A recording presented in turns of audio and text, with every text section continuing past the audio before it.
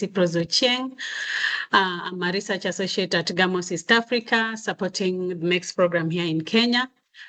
Today's session, I'll be moderating alongside my colleague, Ruth Wamboi. I hope she's on the call already, from CCAK.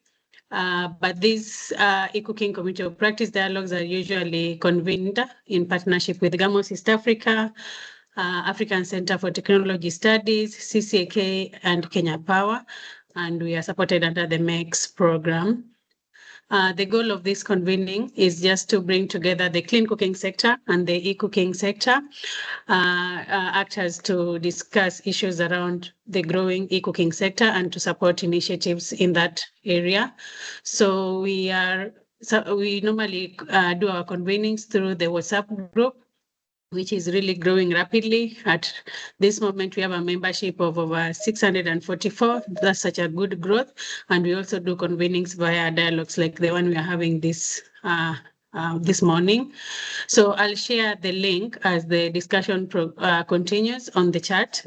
For those who are here and are not members of that WhatsApp group, I'll put the link on the chat for you to be able to join. Also, the dialogues that we record, we normally share them through a YouTube platform. I'll also put a link so that you can follow on the previous dialogues that we've had.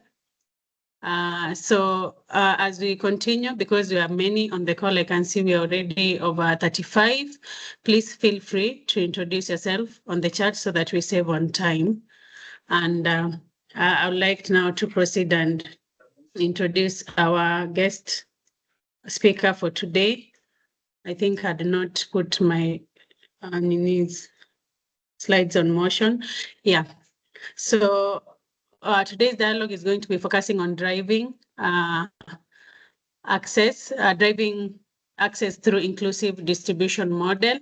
So the goal of this session is basically just to discuss and understand the various models that the distributors are using in the e-cooking space to enable access to e-cooking technologies, especially within the underserved communities. So our first speaker is going to be Ms. Rocío, and the co-founder of Bidhaa Sasa. I want to give her the opportunity this time. I'm not introducing the speakers.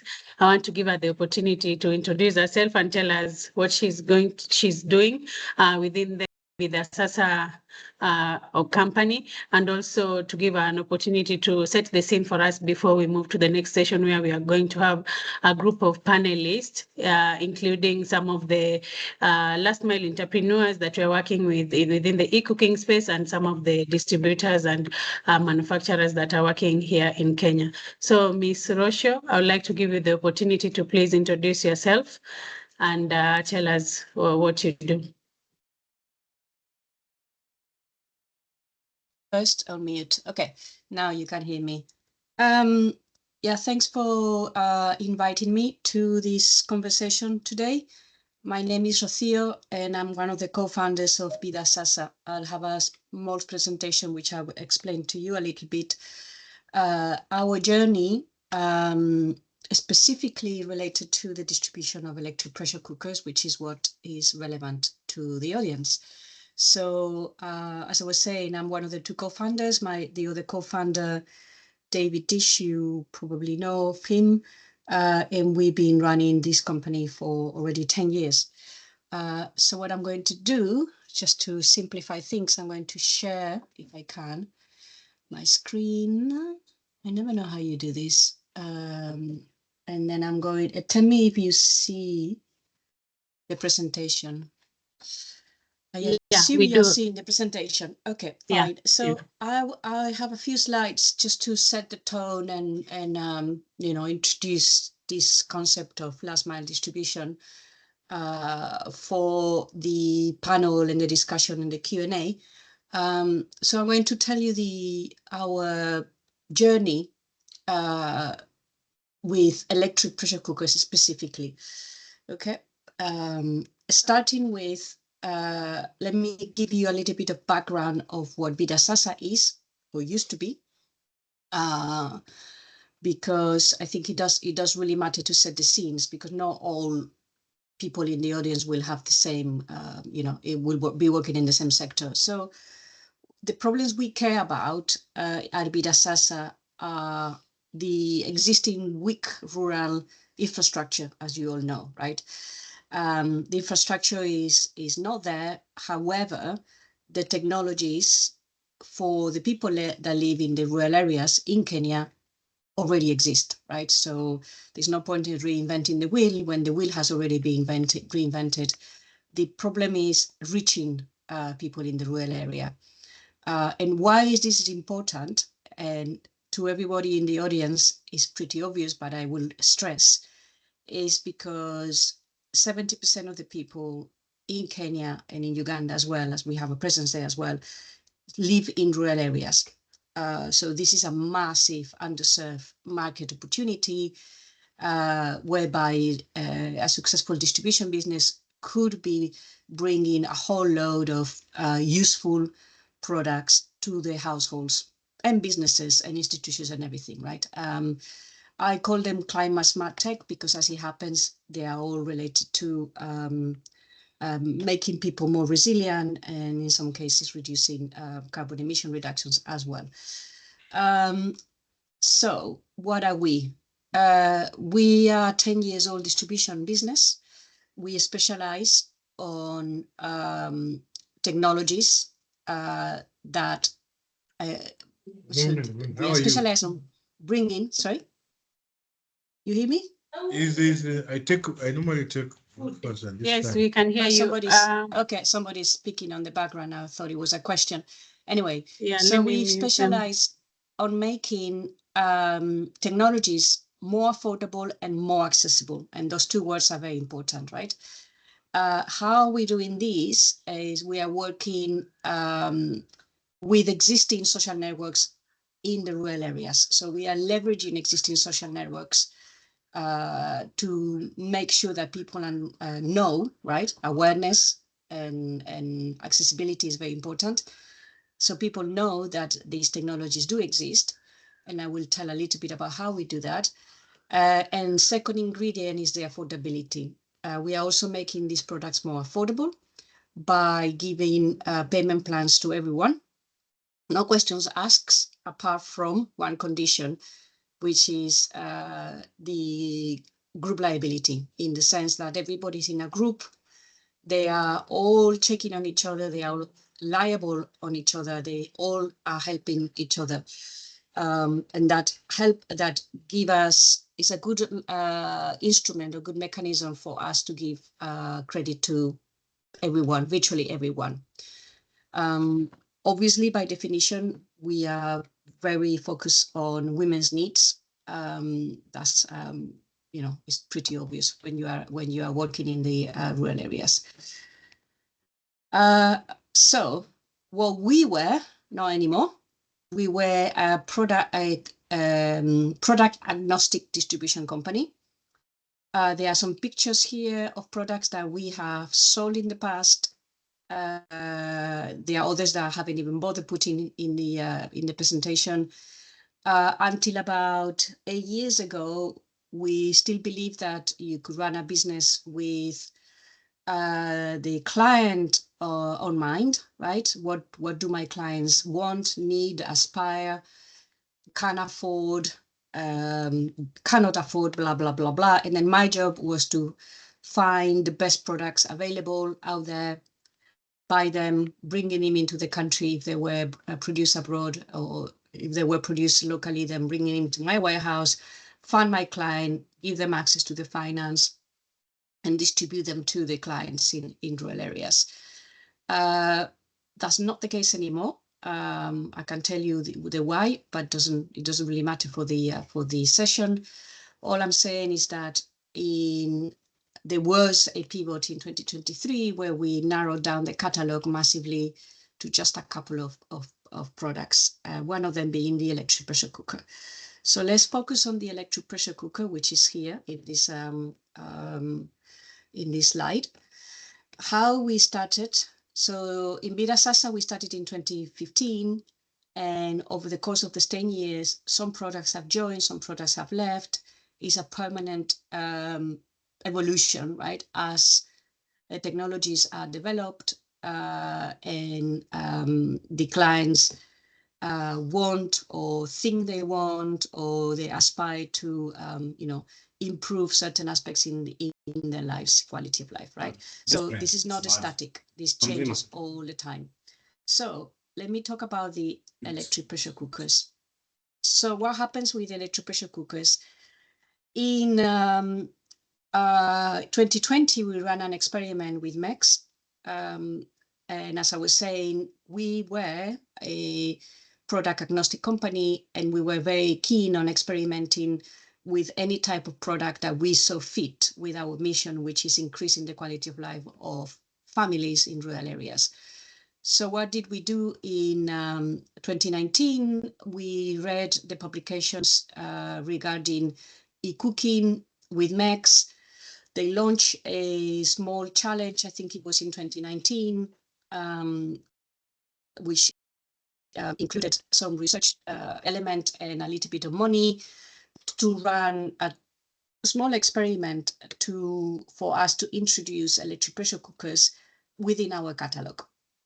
Okay, so that was 2020. That was like 5 years into the business. And so what we did do in that experiment is we adapted our business model to include the EPCs in our offering. However, we maintain the two core principles underlying in our business model that has been there forever, right? As I was saying, we work together with women, and I will talk about these leaders a little bit later on, to create awareness and access. And we also offer payment plans to everyone that is in a group for the affordability bottleneck. So those two principles, those two bullet points that you see there, were already part of our business model. And then the experiment was, okay, if we do introduce an EPC, what would happen? Can we create awareness? Would people buy it? Will people use it? Where do we source these EPCs? What about my logistics and so on, right? So that was the experiment that we ran early 2020. And then this is a summary, the good things that happened and the bad things that we did not manage to solve. Okay, so the good things is that as I was saying, the core of Bidhaa Sasa is working together with women in the rural areas. They are called leaders. We call them leaders, and some people may call them ambassadors, influencers, whatever, right? But these are just normal people. They are not necessarily anybody, important or formally elected by the council of the elders of the village or anything like that. But they are clients, first of all, right? So they need to have an interest in the technology that we are introducing. They are clients that want to help us and help them to bring in these technologies that are very useful for them. So typically they will fall in love with the technology the first time we meet, usually in some school, chama meeting, a church meeting, and then they will say, oh, I love this, I want to try this technology. I know lots of people because it's rural life, everybody knows each other. So we worked a lot around the leaders. We learned that it's definitely the best effective way of doing marketing and education. However, right, they need a lot of support and training and incentivization, right? There's part of them that will do it because it's the right thing to do. Everybody has the right to cook cleanly. However, they will also need some sort of incentivization, usually in the form of cash, i.e. extra income, but also in the form of recognition, right? From gifts to celebrations to obviously training and support. So that was a good experience. That was how we get to the communities, right? This is the channel. And then on the technology itself, i.e. the EPCs, on hand side is very easy to say the simpler the better, the bigger the better. But at that time, we didn't know anything about EPCs, literally, right? And by experimenting with different brands, we reached the obvious conclusion that the bigger the better, the simpler the better. And from the client point of view, i.e. the user, the two main motivations of switching away from biomass to electricity, right?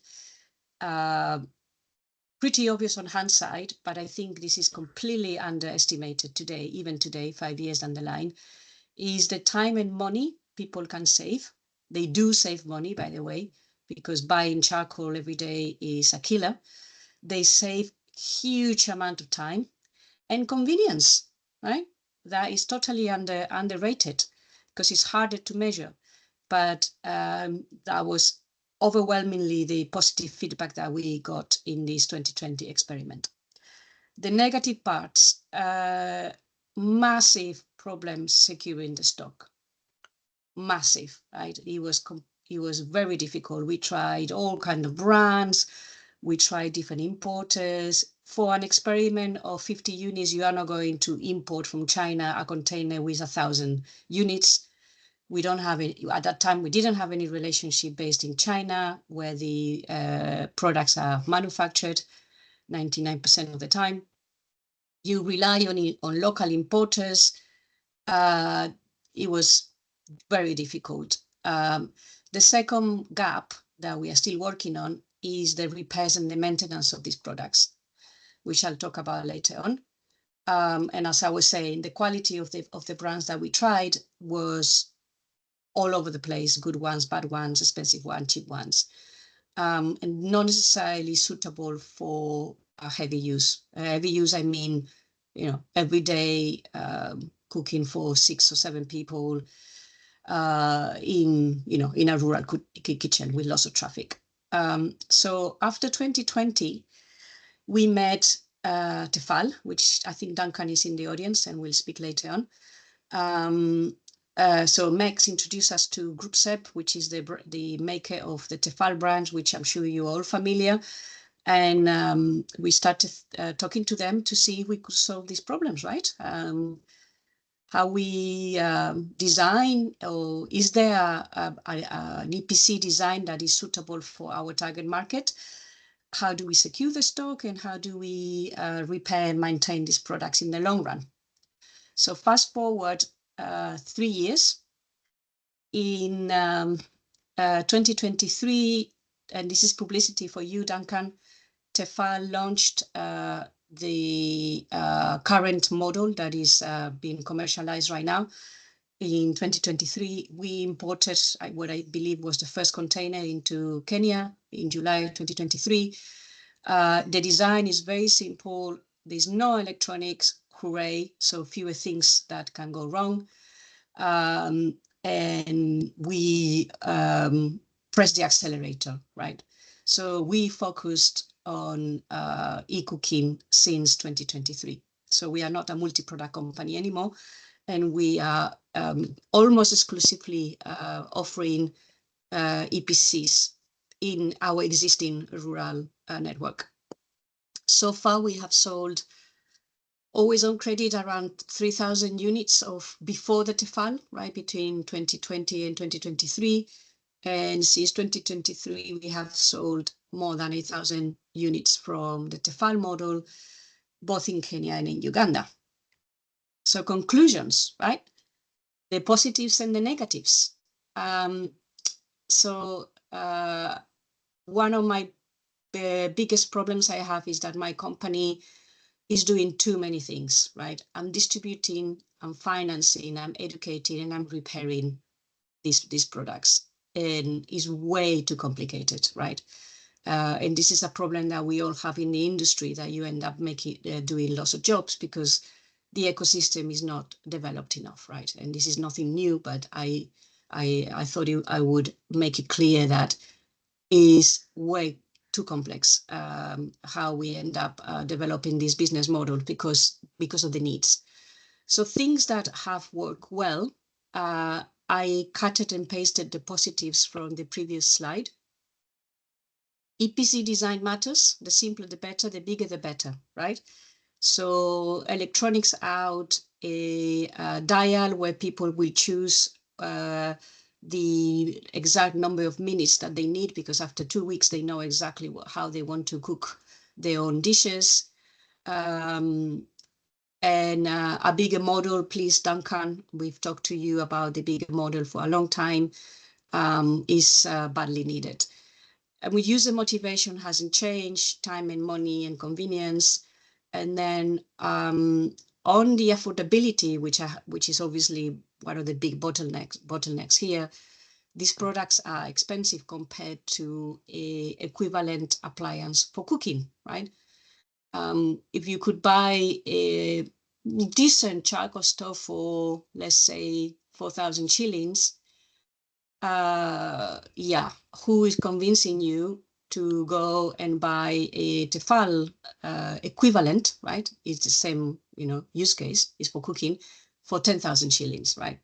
So because of that, we still have a massive problem there on the affordability, that no matter what payment plans you will be offering, is still 10,000 shillings, right? Let's not kid ourselves that payment plans do help, but it's not a silver bullet.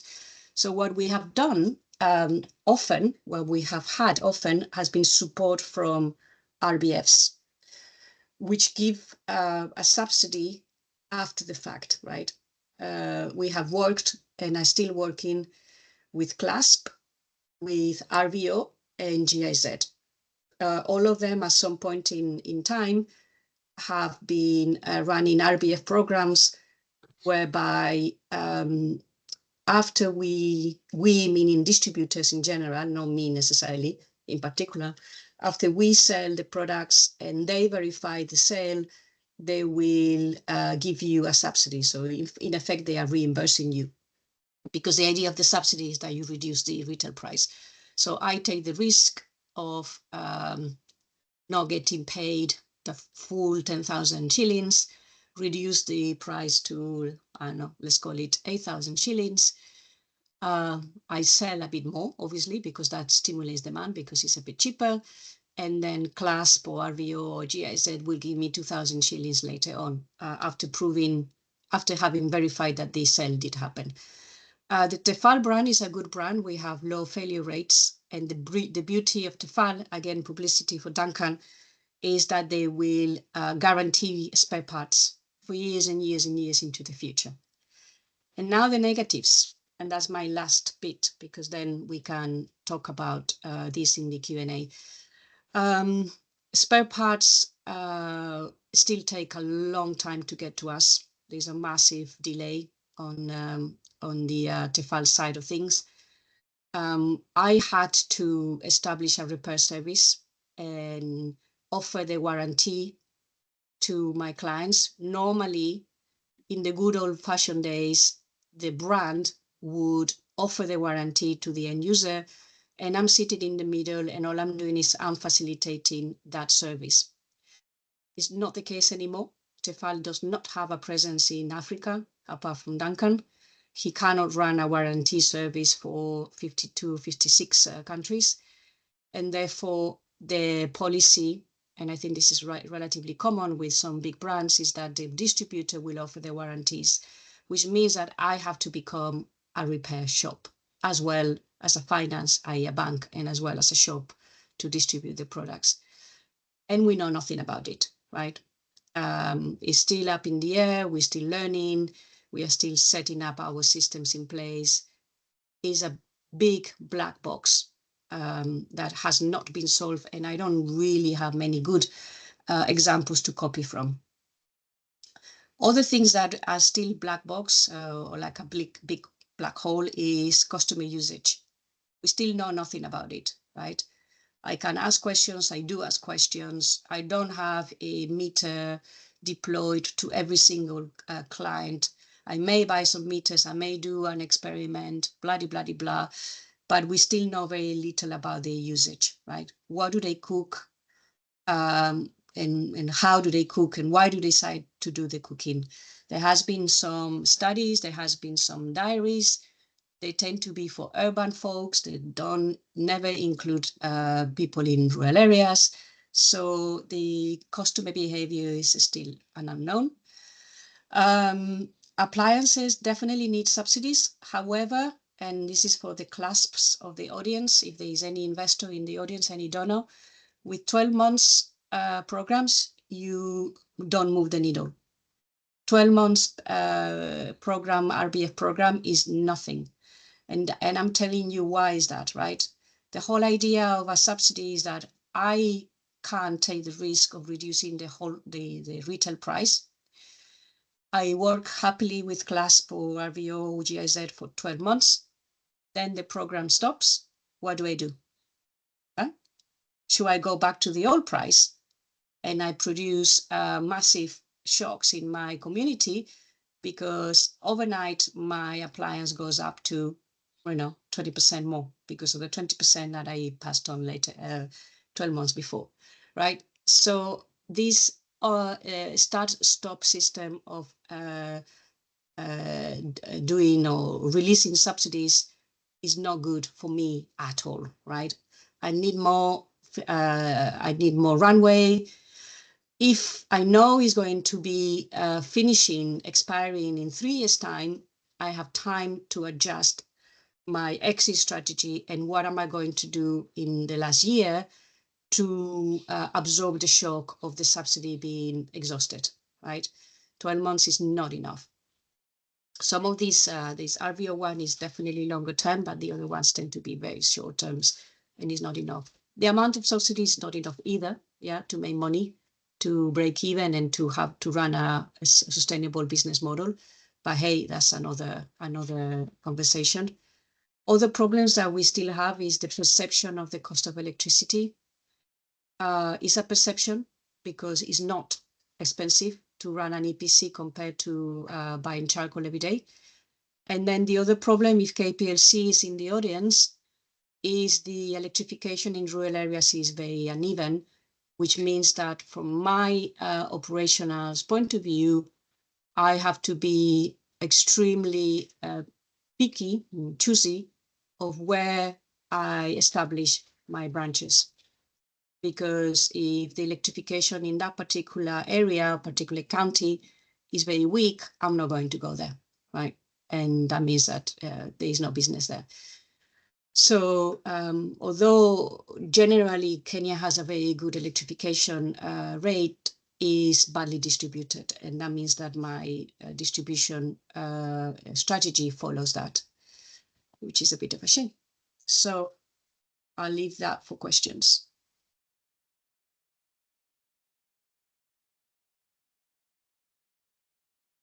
Cibros, back to you. Yeah, thank you, Rocío, for that, sharing those perspectives. I think this is really a good example of how much growth, progress you're making within the eCooking space. It's easy to see what Bidhaa Sasa was doing previously and now what you're focusing on, and it's a good example that there's a lot of progress that you're making within the eCooking space, and a lot of actors who are also joining on board to support such initiatives. So we need to move to the next session, which is a panel discussion. Let me just share my screen to spotlight some of the speakers we're going to have for that next session. Give me a minute to share. Maybe let me use this other side.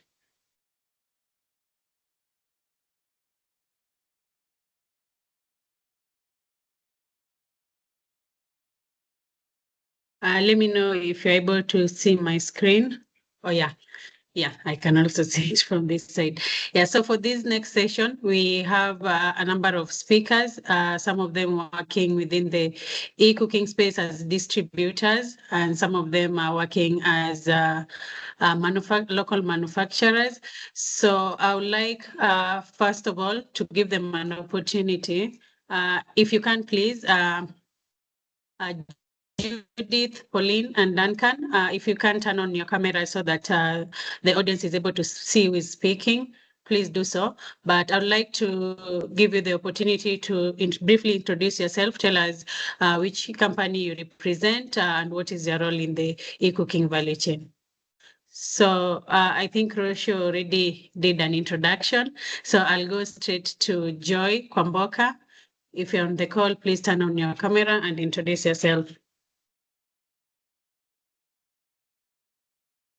Thank you so much, Cypros. Yeah. Good morning, everyone. My name is Joy Kwamboka. I serve as the Business Development Lead at Ecobora. And for Ecobora, we've been in existence since 2015. We manufacture institutional solar-powered cook stoves locally in Kenya, specifically in Kajiado town. And as a business development in Ecobora, majorly my role is focusing on building strategic partnerships, identifying growth opportunities, and supporting the development and scaling of our solar-powered cook stoves. And thank you for having me here. Looking forward to amazing conversations. Thank you. All right. Thank you, Joy. Do we have Duncan? Duncan, if you're on the call.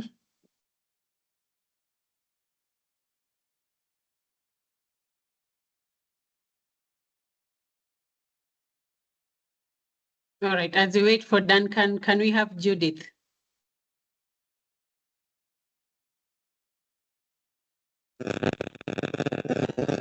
I'm here. All right. Go ahead, Duncan.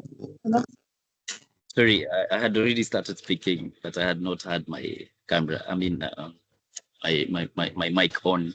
Anyway, I'm Duncan. I'm representing Group SEB, which is a manufacturing company behind the FAL EPC and now induction cookers. We are not locally manufacturing. We are based.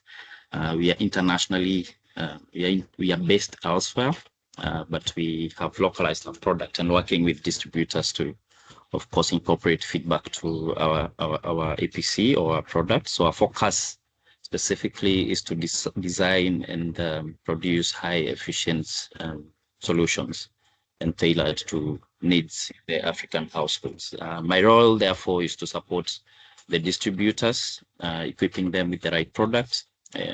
This is by, of course, receiving feedback from them and giving this to the factory and team to, of course, incorporate feedback from the ground, of course, technical knowledge and market insights to expand access to this EPCs in the market. Thank you. All right. Thank you, Duncan. Judith? Yeah. Thank you. Good morning. Morning, Judith. We can hear you.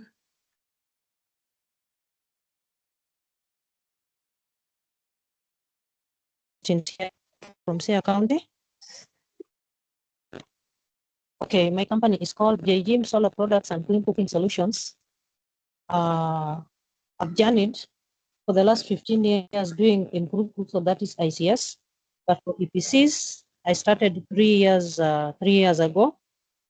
For the last 2 years,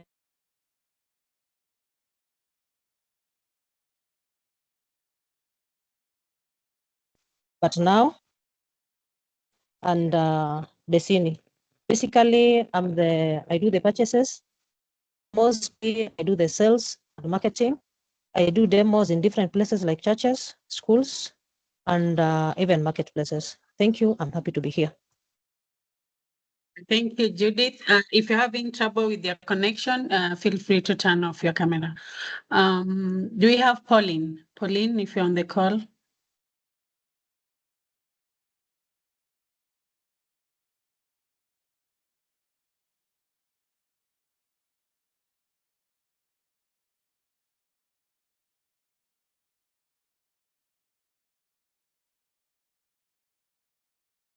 All right. Yeah, I don't think Pauline is able to speak now. I can't see her on the call. Maybe she's having difficulties with that connection, but I think we need to start the discussion. So today we've been talking about inclusive models of distribution and how this has enabled increased access to e-cooking technologies. And we are focusing especially on the areas that are usually underserved. Rocío has done a really good job trying to set the scene for us to understand how this works. So for the panelists who are here, we would just like to know what is your understanding briefly of what inclusive distribution entails and what models have you incorporated to ensure that your models are more inclusive. So I would like to first throw this question to Rocío as we wait for the rest of the panel to.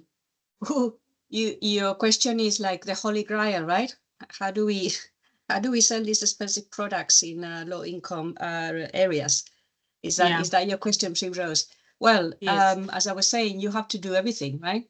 That's the problem that we have, is that there isn't just one nice formula or model that will be, easy, replicable, and everybody copies, and then we are done, right? The problem we have is that because the infrastructure is not yet there, because this is the context, right? You end up having to absorb too many roles to, do this, to develop a distribution model. The inclusivity part is the whole key thing, right? Because what does inclusivity mean? Probably means different things for different people.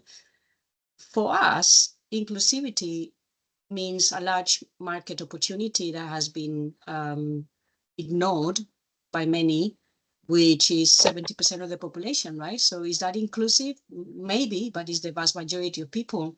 So yeah, inclusivity is a bit of a, concept that nobody really knows what it means, and everybody will have their own definition. I'm sure all the people have a different definition of inclusivity. For example, we don't work with institutions, right? We only do households. And we care very much about the women in these families and what are the needs and the desires and the aspirations they have, right, as individuals, right? So that's what we care, and that's my definition of inclusivity. Women, right, in general, in rural areas. I don't know. I don't know how to, solve this problem. I've been trying for 10 years and I still haven't solved it. So it's a hard one. Yeah, thank you, Rocío. I think it's a working process. It's not something progress. It's not something that we can do one time and it's solved. So Duncan, would you like to also chip in? What is TEFAL or Group SEB doing to ensure inclusivity, and what are some of the models you've employed? Yeah, thank you, Cyprus. I think Rocío have put it clearly what inclusive distribution is. I do not have another definition for this, but for us as manufacturers, I think it's to design and make sure we are delivering to them as distributors a product that will be more accessible and affordable and relevant to the consumers, in that cultural context, of course, like localizing that product. I think then, therefore, it's those who are traditionally underserved. Initially, we had called the project BOP, or bottom of the pyramid, and this meant that we are targeting low income and middle income households in rural areas. However, over time, we realized that even those who are living in the urban areas or are also, facing this issue, because they are also using, old hobs that are polluting the environments in most of the areas. If you read the report from Luvoni on informal settlements, it's quite a challenge in there. So therefore, we are very keen when we are working or actually recruiting a distributor, because we have to understand what is their target market. Is it actually making this product available in these areas? How flexible and seamless is it, to make sure that our product ends up to the market that is targeted for? So for us, if you know TEFAL from the retail market, and you know that TEFAL EPC without cost, the price is incomparable. It's not comparable with other with any other of our appliances. We have made sure that we've lowered our margins surely to support this project, so that the end consumer who is not able to access this product because of affordability, then they have a chance there. While maintaining quality, we are making sure that we are looking at partners and who are able to make these products accessible to the last mile distributors. So what is important is finding a distributor who is keen on finding this market. Thank you. Thank you, Duncan. And we have one of the last mile distributors on the call, Judith. Would you also like to talk to us about the methods you're using to ensure inclusive distribution of these appliances, especially within this CCAK County? Okay, thank you. My major approach is leave no one behind, LNOB. So first of all, we look at local cooking habits for the area, because I'm in the local area. Most of my distribution is within the local, not within the urban areas. So understand the local cooking habits, like the traditional cooking practices, preferences. Another inclusivity, I engage youths and women also in some of the decision makings. I include them. I do community demos to help me in more distribution, the cooking demos. That one is also a part of it. I do even market demos, cooking. I go to churches. We also have the local champions. I identify them, like the early adopters. We name this as the champions, the ones who did immediate adoption when they heard of the EPCs. And they are also more influential figures because they help us also in carrying out the message. And then also another one, we also use that, like the CBOs for community financing. It also helps in the distributions. Something that is a bit of a challenge is on the technical parts, that is the local skills to do maybe the repair. If it could be included, but also assist us. Yeah. Okay. Sorry. Go ahead, sorry. I think someone was speaking on the background. Okay, thank you. Okay, we also try to address barriers like the reliability, because compared to the other cooking models, they are more reliable. The reliability of the EPCs. And lastly, we track and recognize, like progress tracking and recognition. We do the monitoring of the ones who are already adopted to the cooking. So the moment to do the monitoring and checking on the progress, it also helps us include more people in the distribution. Thank you. Thank you, Judith. Kindly mute the person who is speaking. Please mute. Yeah, so Joy, Ecobora prides itself in developing a solution that is able to serve communities, especially those within the rural areas. Would you like to also speak onto the various models Ecobora has employed to ensure inclusivity, just to build on what the other speakers have also spoken about? Thank you, Cyprus. When it comes to inclusive distribution, actually in Ecobora, just like you mentioned, for us, it means that we are able, like our solutions are not limited by geography, gender, income level, and social status. And that means when we get into these communities, because institutional e-cooking is not really widely spread, like in the household level.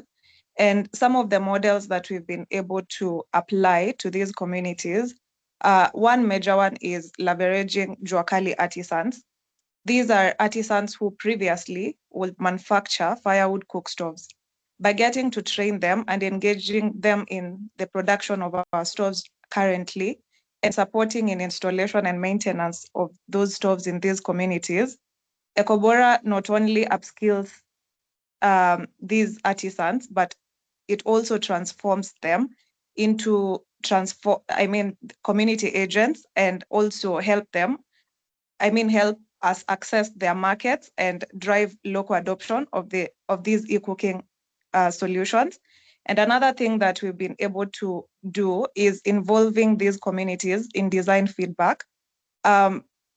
Previously, I know most of us understand when it comes to the firewood cook stoves, there is a challenge that is associated with that is heavy lifting of cooking pots.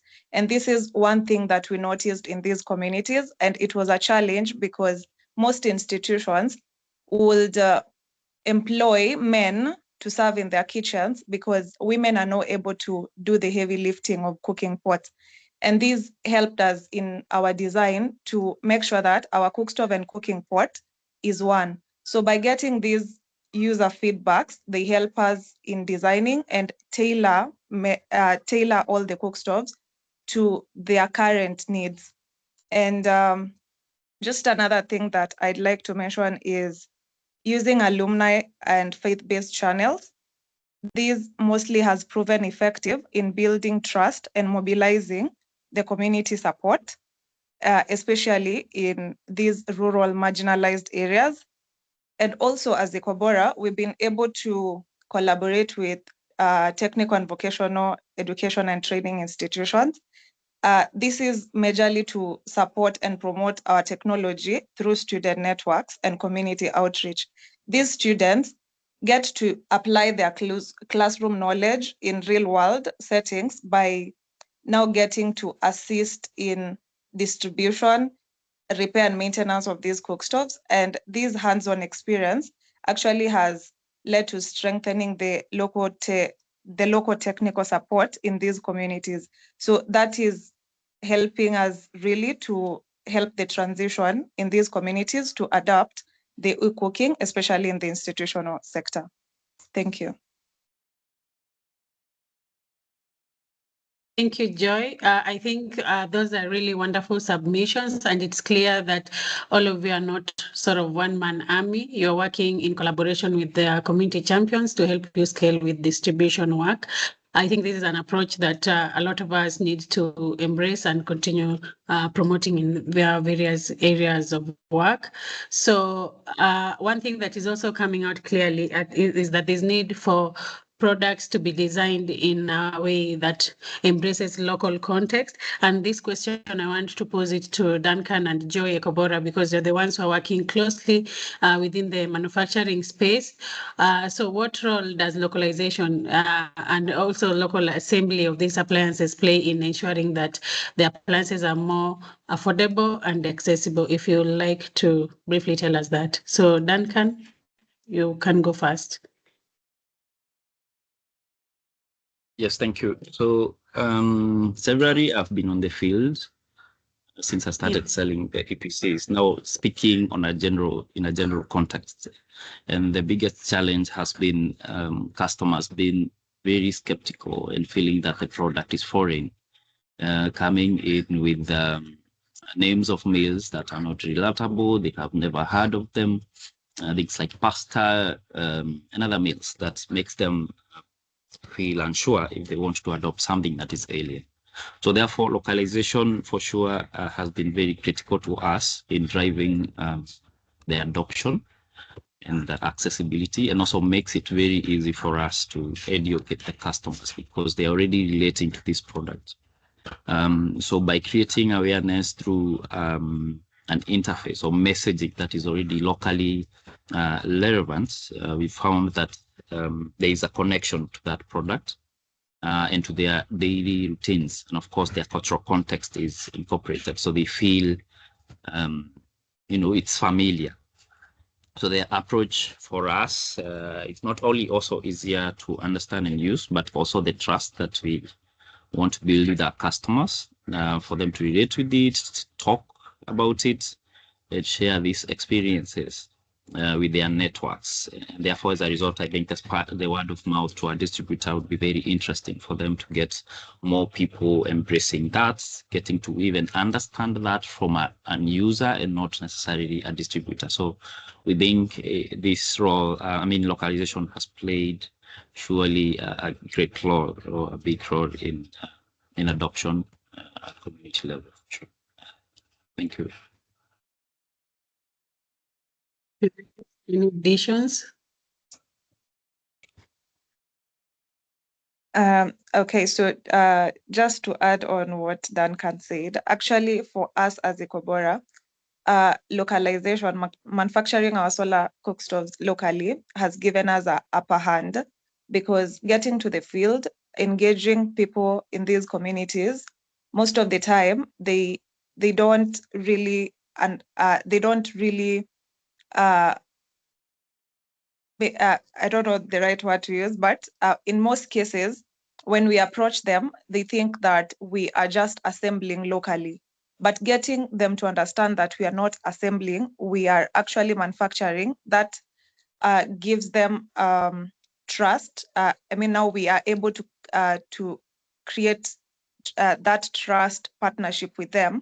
And now, because I think the main challenge has been, if things are, I mean, in a situation like institutions, we've seen some institutions that had imported cook stoves from maybe China and other countries. When they fail, there's that aspect of how are we going to get the spare parts, the costs are high. And now when we come in as local manufacturers, that has been able to give us a upper hand, as I said. And this means that the approach ensures faster deployment, easier maintenance, and long-term community ownership. And just to add on that, with how we have designed our cook stoves, they are smart metered. And now when we are able to approach the communities or the institutions with the fact that they can do monitoring of the usage, and even beyond usage, they can get to access the carbon emission reductions information in a transparent way. And all that is happening locally. No any other channel or any other third party is involved, actually maybe from outside the country. That has been able to help us and get people to adapt to our cook stores, because they know whenever they need us, we are available without any doubts, for sure. Yeah. Thank you, Joy and Duncan, for that submission. I think it's really important that we encourage local assembling and also manufacturing, because I know manufacturing could be really expensive, but I think we are heading in the right direction with the kind of enthusiasm that is already within the sector. I see Pauline has joined. Pauline, we are moving to the next session, which is going to be moderated by my colleague, Ruth, if you're on the call, please take it up. But as you do, Pauline, please just introduce yourself. And yeah, looking forward to hearing what you're going to share with us in the next session. Thank you. Thank you so much, Cyprus. Pauline, please go ahead and introduce yourself before we can proceed.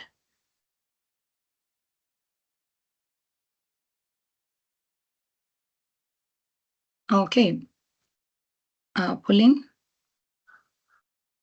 I'm unable to. Okay, she's unmuted. Pauline, please go ahead.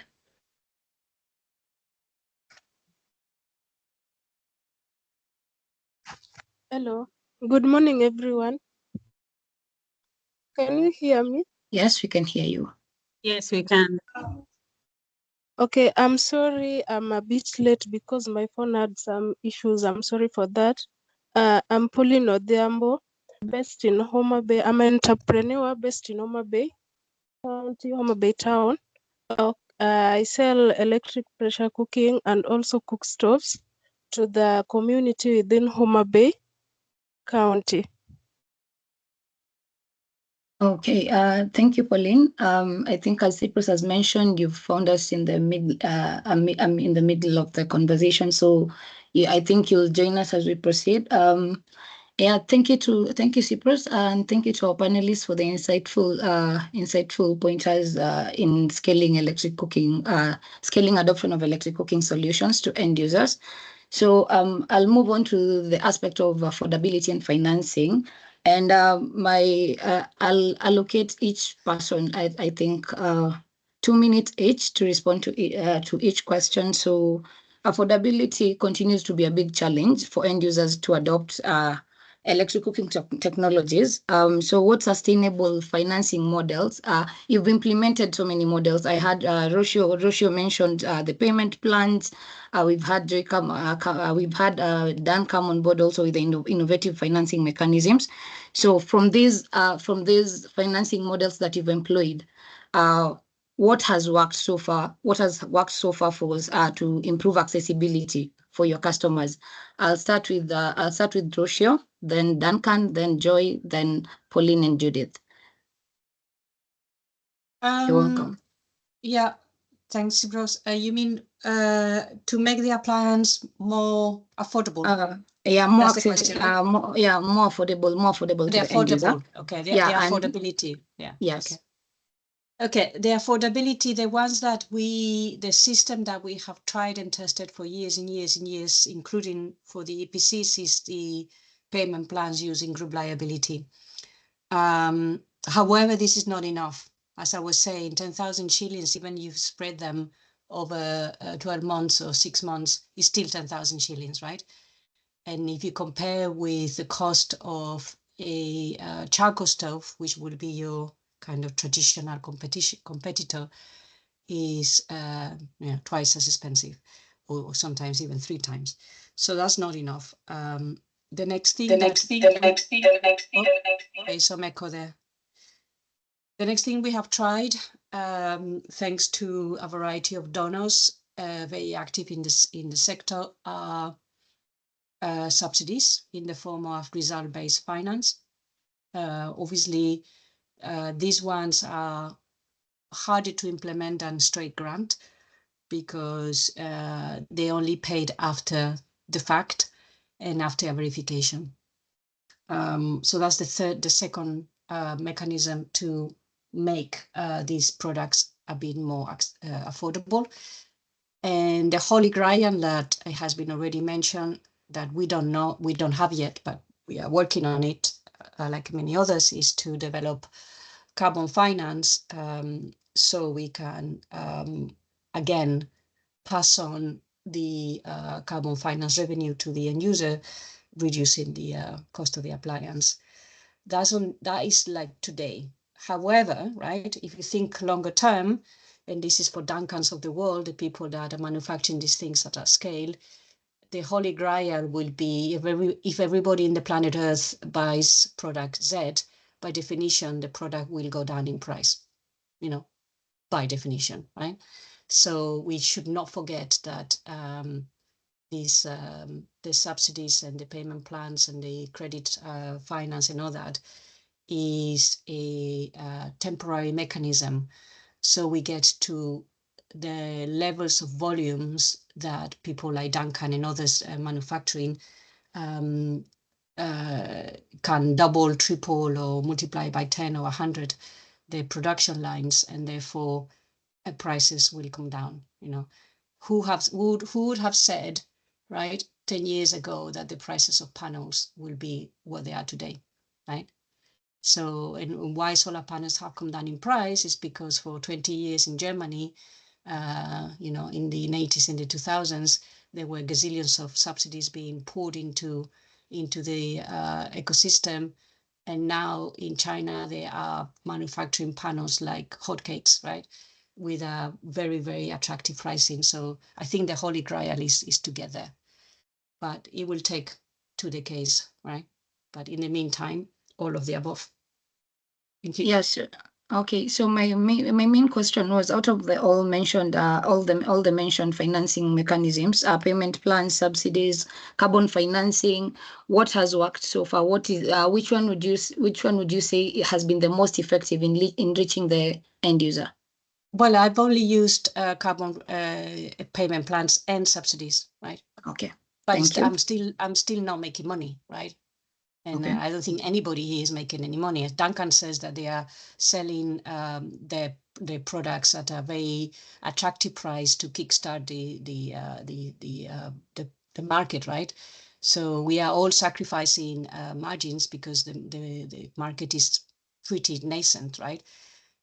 It has worked from partially, right, from a client's point of view, to have access to credit is much better than not to have access to credit, right? But I cannot know if other type of financing mechanisms, whatever they are, work better than the one I've been using, because that's not really my role, really. For us, it has worked, but I cannot extrapolate. Okay, thank you.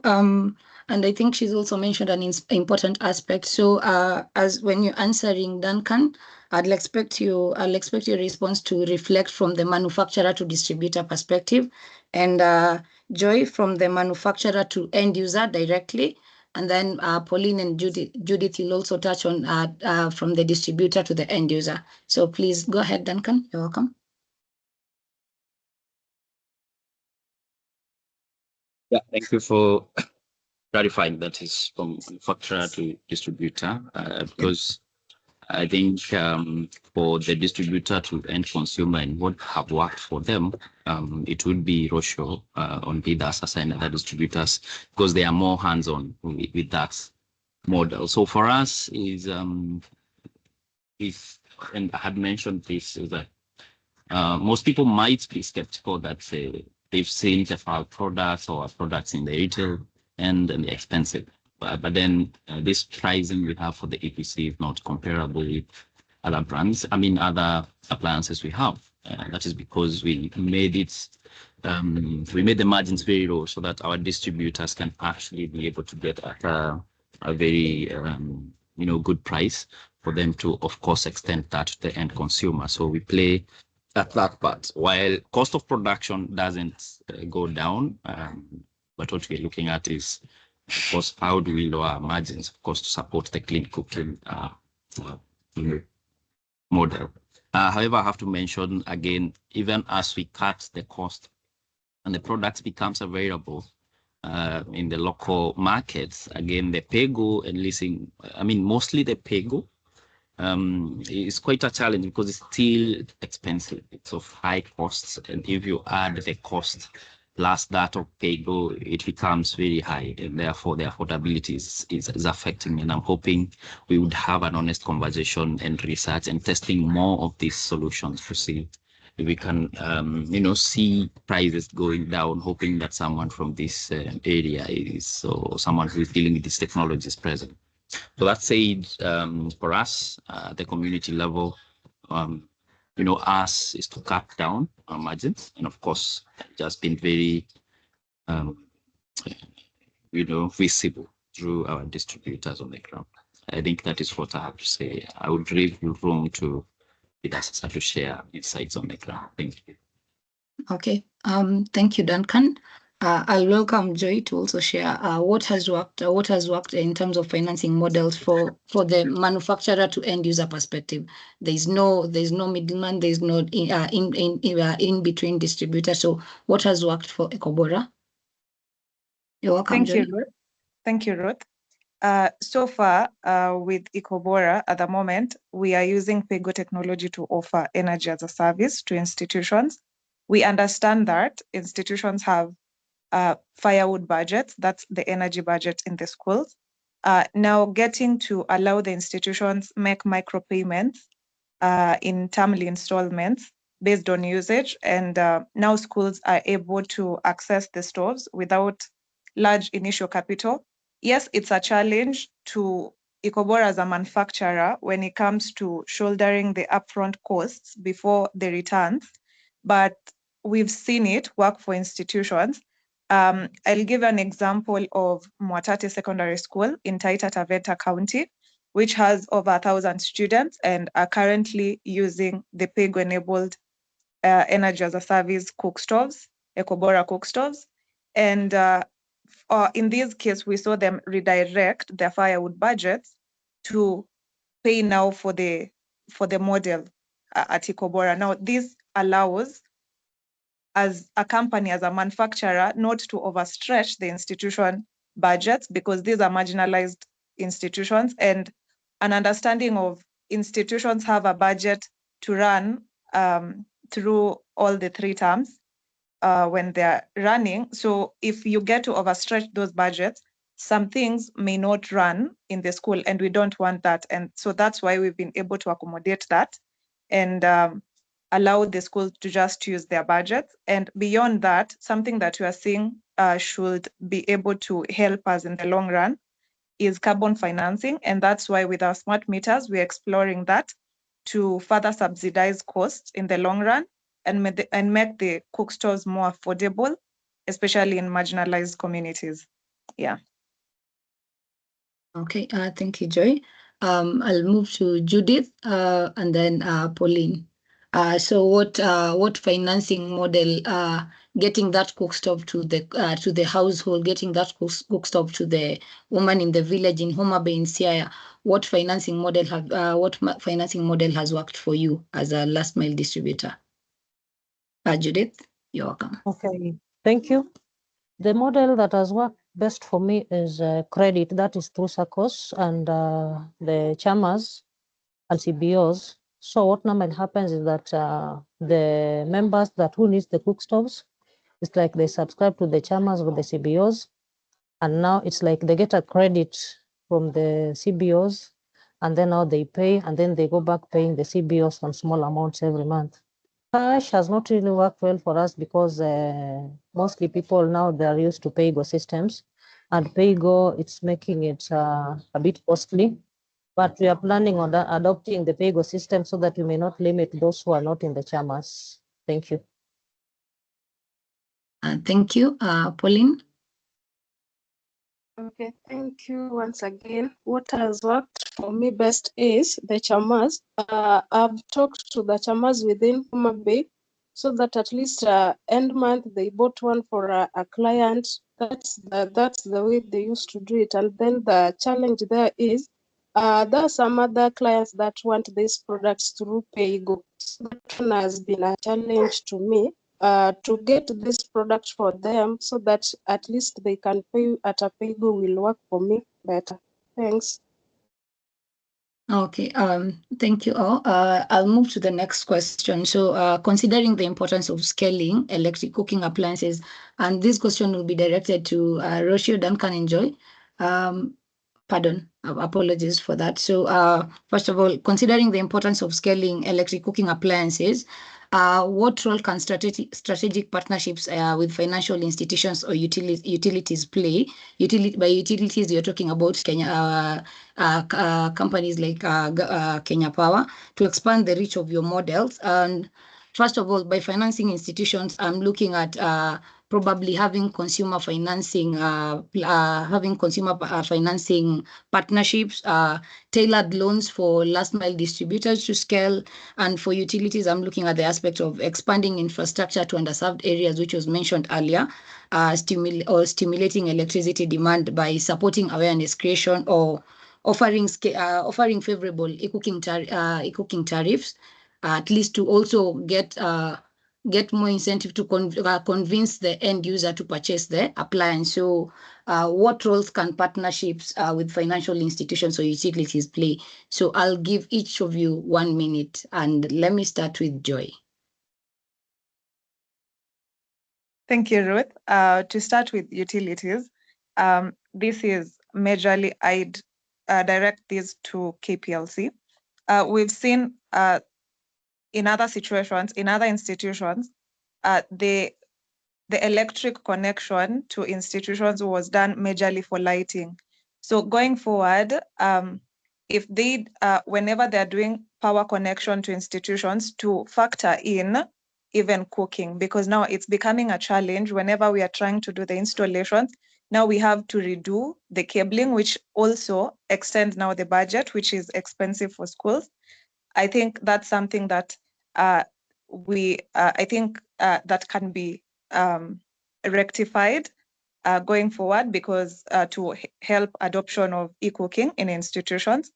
And getting to financial institutions, as Ecobora, we are also exploring those partnerships. These will help, besides having the other models, getting financial partnerships will help unlock 100% financing for institutions through sustainable and structured repayment mechanism. By collaborating with them, that means we can offer these institutions flexible credit terms and reduce upfront barriers and enable long-term adoption of the eCook stoves in institution levels. Thank you, Ruth.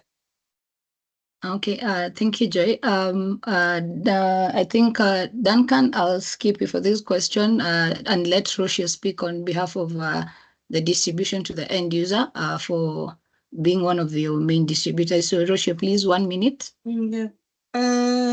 Partnerships, yes, we've tried a long time, but with the local MFIs, we never managed because they are not very keen on giving consumer finance to households. Probably their role will be better.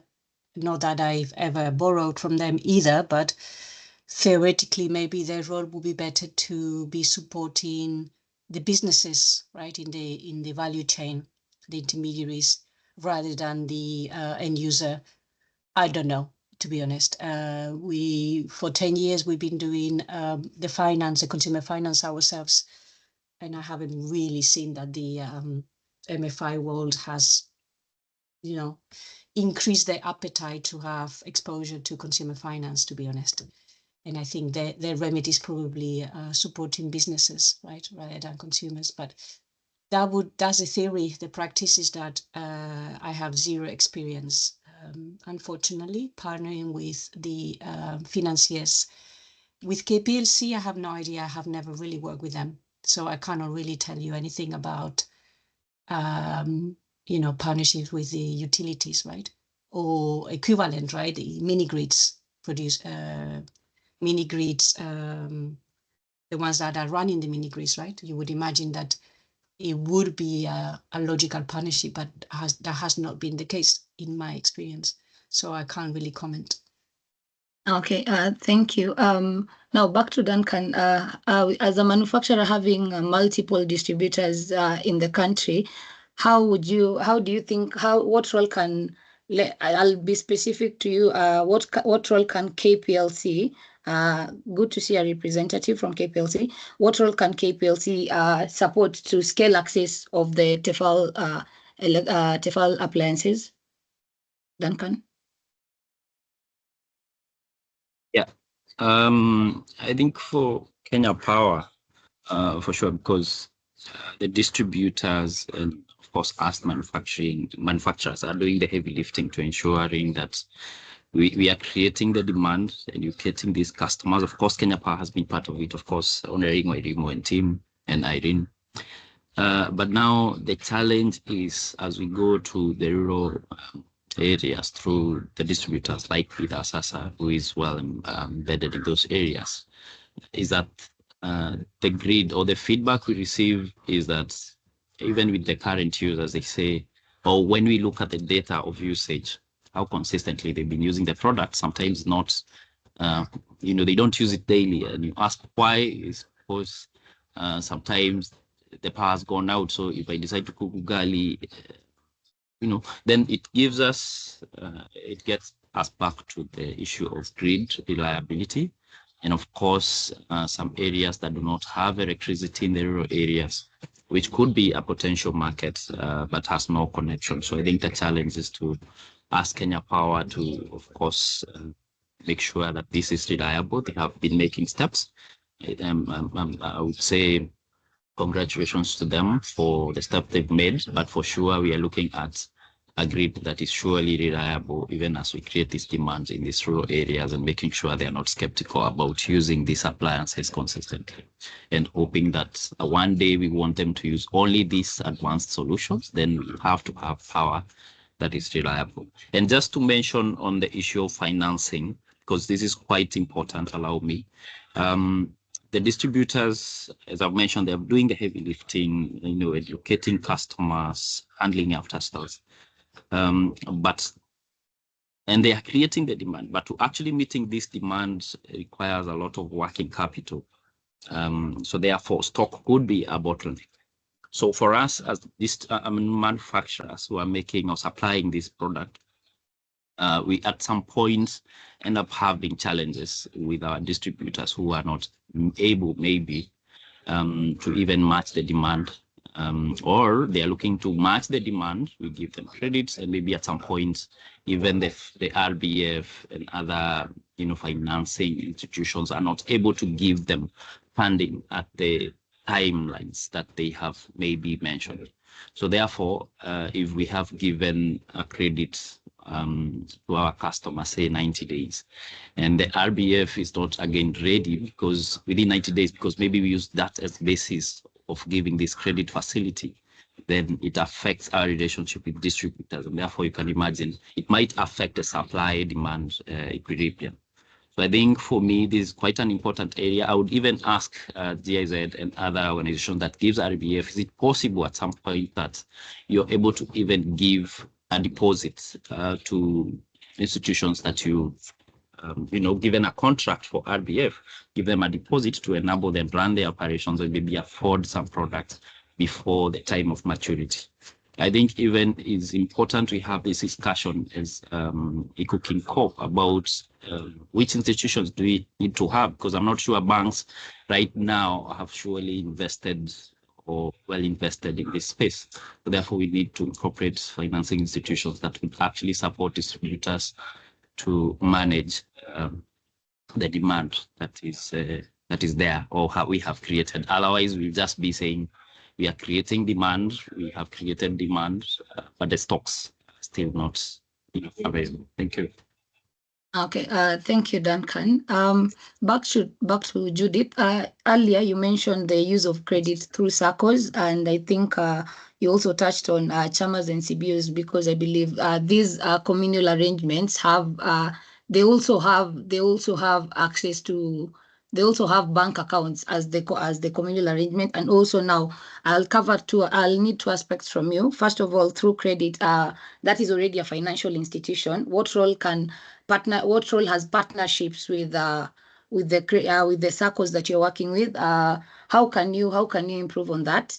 What further role can SACCOs play, or is it going to be when it comes to offering the consumer financing? Is it the interest rate? So what further role can the SACCOs that you're already working with play in scaling access? And also, what role do you also think KPLC can play? Because I know, as somebody who's worked in piloting pressure cookers, there's as Duncan mentioned, grid reliability, lack of electricity in certain areas over a certain period of time. So what further role can the SACCOs play, and also KPLC as the national utility? Judith, you're welcome.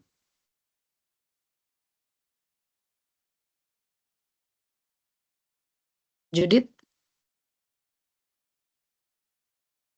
Okay, I think I'll move on to Pauline to save on time.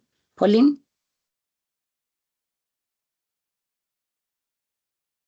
Okay, are you able to hear me? Yes, we can. Yes, we can, Pauline. Okay, I'll answer the questions that you addressed to Judy. First, yes. I'll request the KLPC to at least go to the rural areas, because from there we have so many clients that are in need of this electric cooking, but the problem is they cannot able to acquire the use of electricity. That one has been a challenge to me.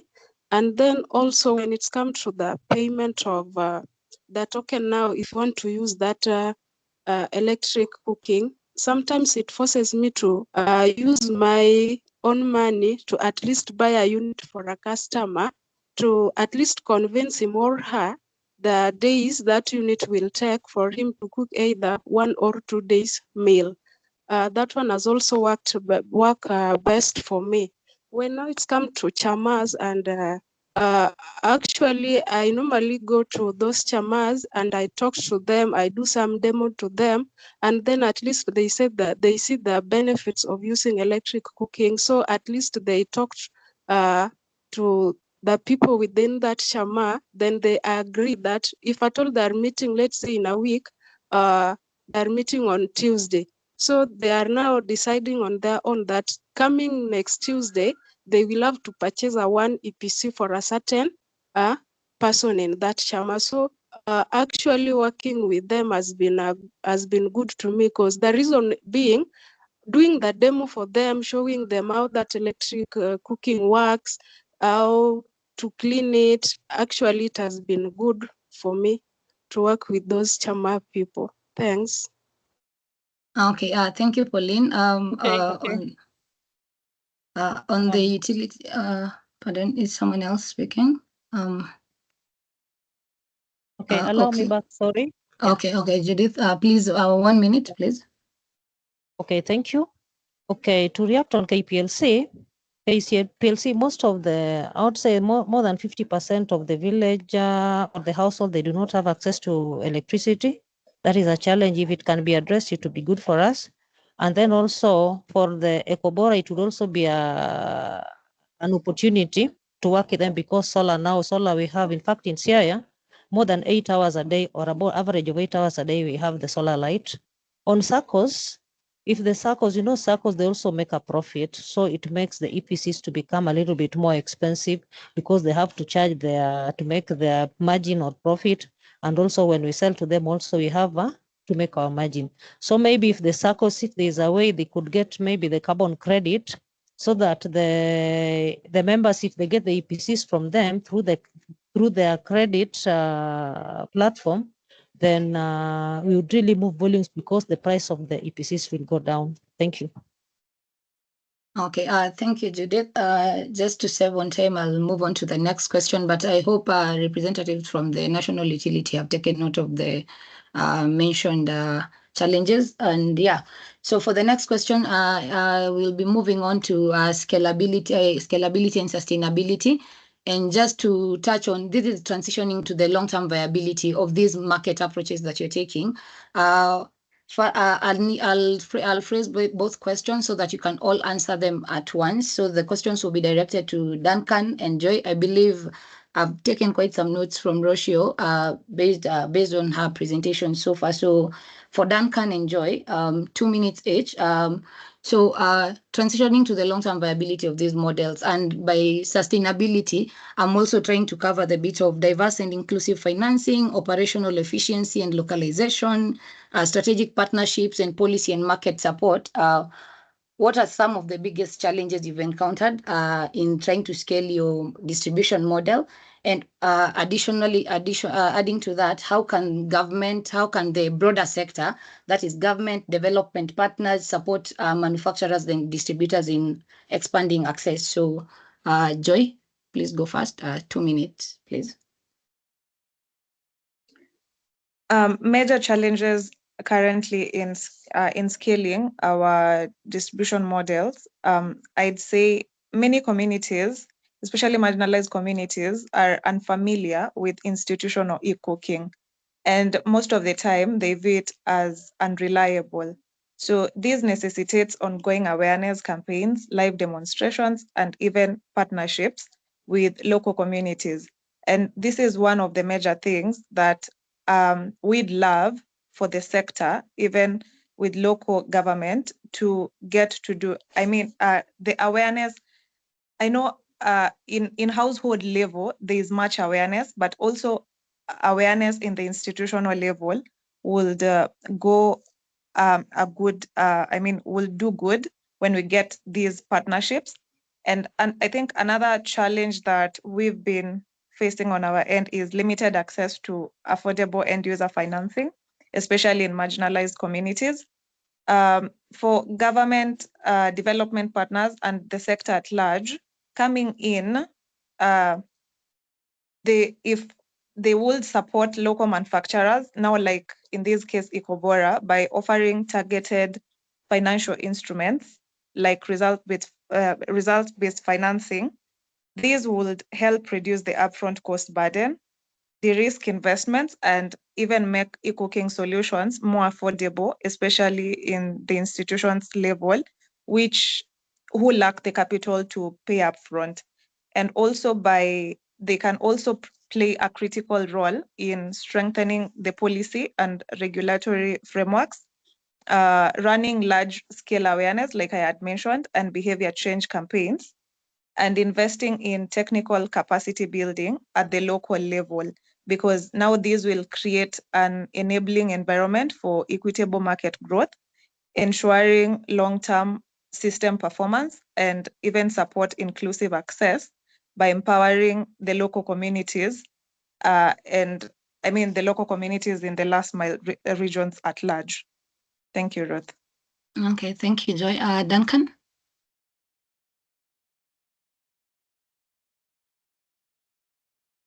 Yeah. So at manufacturing level, I would say the challenge is the distribution. I mean, the distributor creating that demand, and they have to match that demand. But now they lack the ability to stock finance the product to meet the to keep up. So distributors are ready, and there's growing demand, but without that capital to bring in enough units, then supply can't keep up. I think that's the biggest challenge, while also it's to our concern that for us to be able to scale, or to be able to scale at this level, then we require the distributor because it's part of, our project. So we understand that there are issues that should be able to be sorted out by the CoP, so that, there is more access and some, barriers are out, so that we are also able to, once the distributor is able to scale, then of course to us, we are able to as well scale. So challenges like, of course, people being skeptical, cultural issues, grid reliability. I think those are, of course, challenges that affect us directly. So I think that is to respond to the biggest challenge we are looking at. I think you asked how the sector could, support manufacturers and distributors in expanding the access. I think for us, the taxation and landing costs, of course, become a huge barrier because the pricing, of course, will be surely affected. So therefore, the government could surely consider easing access, using taxes, offering exemptions, of course, to clean solutions. I don't know if the current budget has looked into that. It would surely have an impact on affordability. So there's also a real opportunity in supporting innovation, especially around IoT, models. So they still remain expensive, but research and development in that space would surely help us or help the distributor and make this product more affordable and accessible. I think finally is just, as I had mentioned, on sector financing or pre-financing the RBF mechanism could surely go a long way for the distributors and ourselves, because it would help us also with planning on our production, projecting on our production, and of course making sure that our distributors get products on time. Rocío had mentioned on the challenge on spare parts, and she had mentioned also, she had already said that our project started like 2 years ago. So from this time, we've continuously improved, and we have actually localized, we've changed the timer, we've done all this, but this ongoing feedback have been very useful to us and very feasible. For the after sale, it's important to note that it's not just a service function, it's also a revenue generating model, ultimately supporting long-term sustainability, of course, but then the feedback we receive from the technicians have helped us to know what parts actually required much. And of course, since 2023, that's about 2 years. So within 1 year, we've been able to receive feedback, which we're actually putting in place to ensure that we are able to produce the spare parts on time and having them upon our distributors ordering them. So it has not been an issue for us to produce this, but the data that we've received already has actually enabled us to prepare accordingly. And I think at this moment on, we do not have that challenge anymore. So thank you. I believe I've responded to the question. Okay, thank you, Duncan. I see we've poured into extra time, so I'm sorry about that. But yeah, thank you to our panelists for your insightful responses and responses to the questions. I believe this will provide more insight to, I think, the different stakeholders who are joining the call, and also the different distributors, different suppliers looking to enhance access to electric cooking solutions. So I'll open the floor for any questions. That will be a maximum of 5 minutes. So anyone with questions, and I'll request my colleague Cyprus to also support the chats. Any questions in the chats? Okay, so on the chat, I see there's I don't know if it's a comment or a question from Stewart to Rocío. Okay, let me just scroll a bit up a little bit. Give me a minute. Okay. Okay. Stewart. First, there's someone called Kevin Kerosi. Joy, can you connect with Kevin offline? And then there's a question from Eric Diga. Mapping out of the various solutions of e-cooking manufacturers and distributors in Kenya, like Hotpoint, Sayona Band Manufacturing, ? Why not work with this and create a robust market penetration, create activations in these retail outlets? So Eric, would you like to tell us who this question is pointed to? Cyprus, looking at the scope of the question, I'd say you're best placed to respond to that.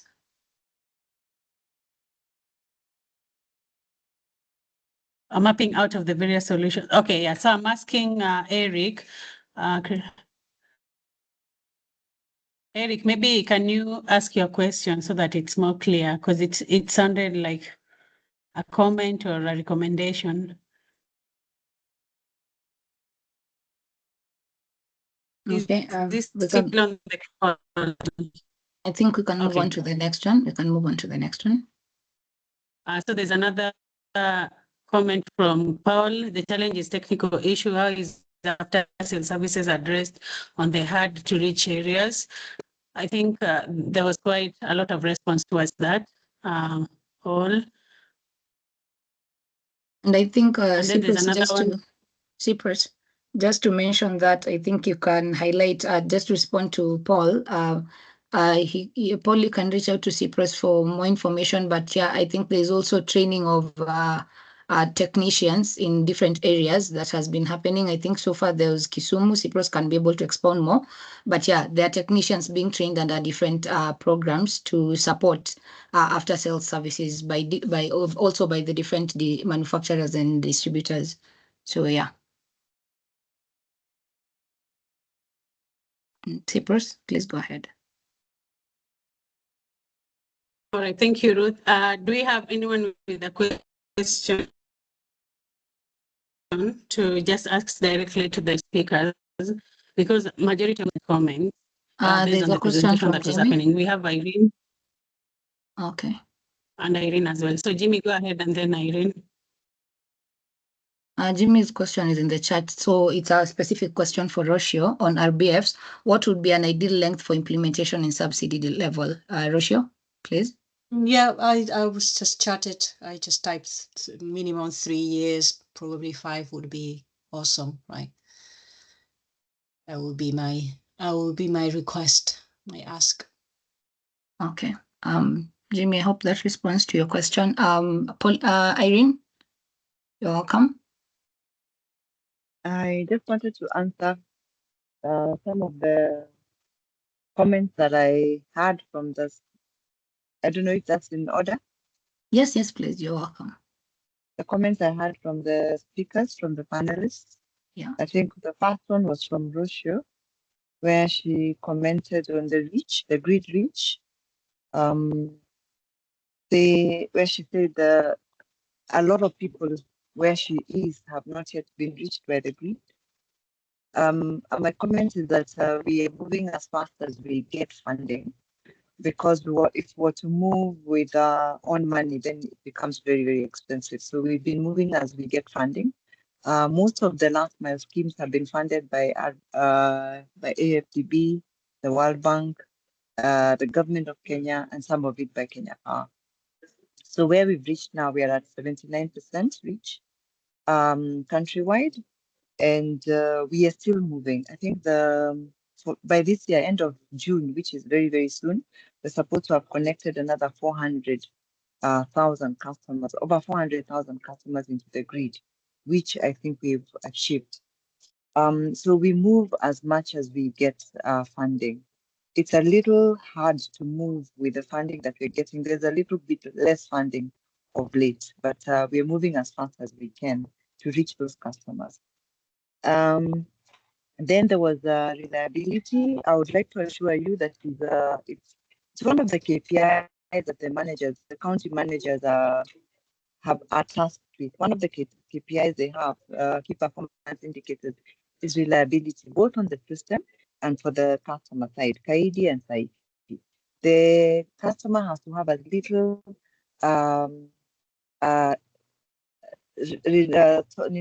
reliable, they have to have as much reliability as possible, both on the system side, whether it is the transformer that has fallen, whether it is the substation that's not working, and also on their side.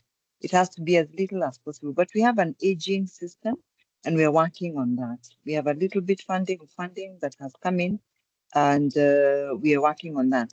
Now, from checking on where the speakers were from, CIA, and I think the other one was from where was the other one from? Homa Bay, yeah.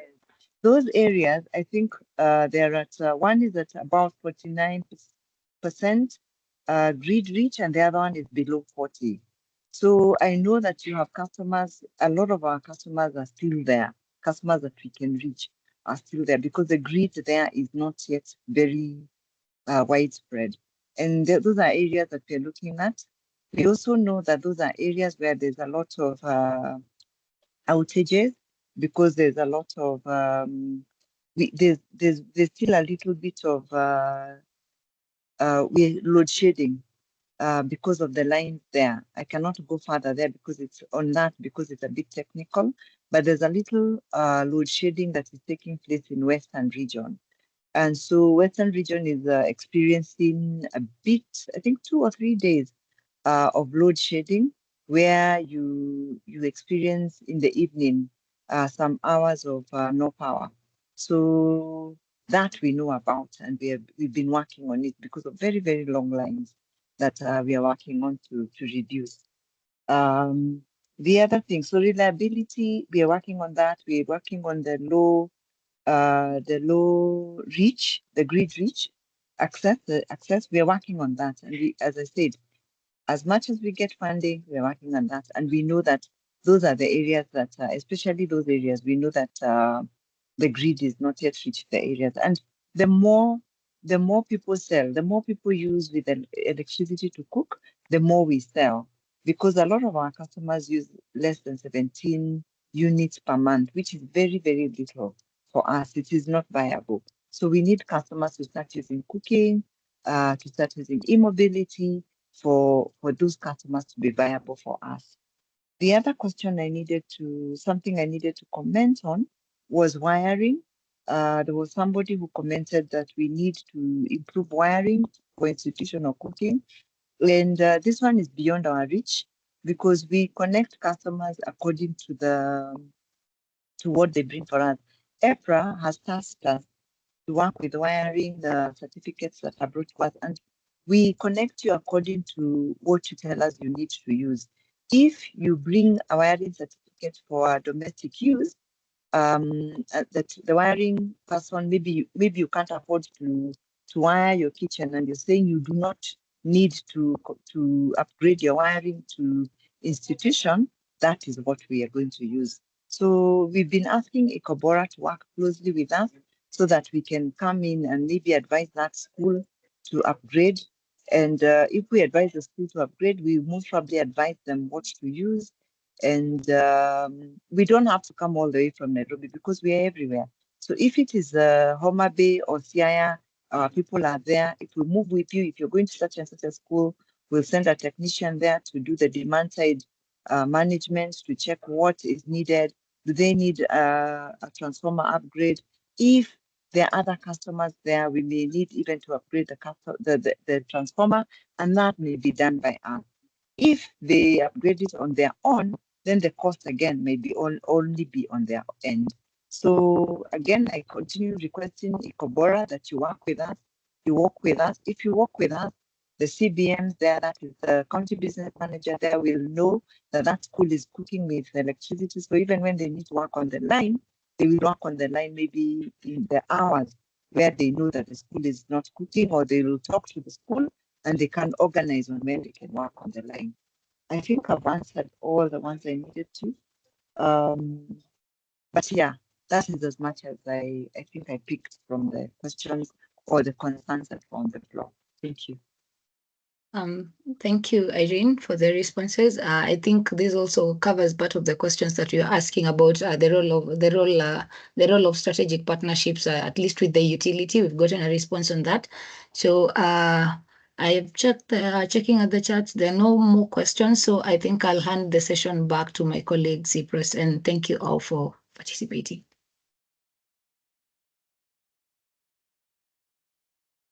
Cyprus.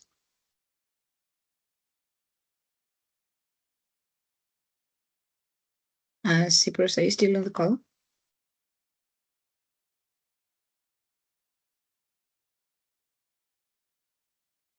Okay. Yeah. I think I'm unable to reach Cyprus, or at least we can't hear her if she's trying to communicate. So I think for this, because of this, we've run 15 minutes late. So thank you all for participating in the call today. Thank you to Cyprus for organizing the session. Thank you to our panelists. And thank you to everyone who's contributed either through questions, through responses, or through discussions. We look forward to having you at the next session, which will be communicated. And I think the recording will be uploaded on YouTube. So thank you all for attending, and we look forward to having you in future sessions. So thank you. And yeah, I think the session is officially over. Okay. Thank you. Bye. Thank you. Bye.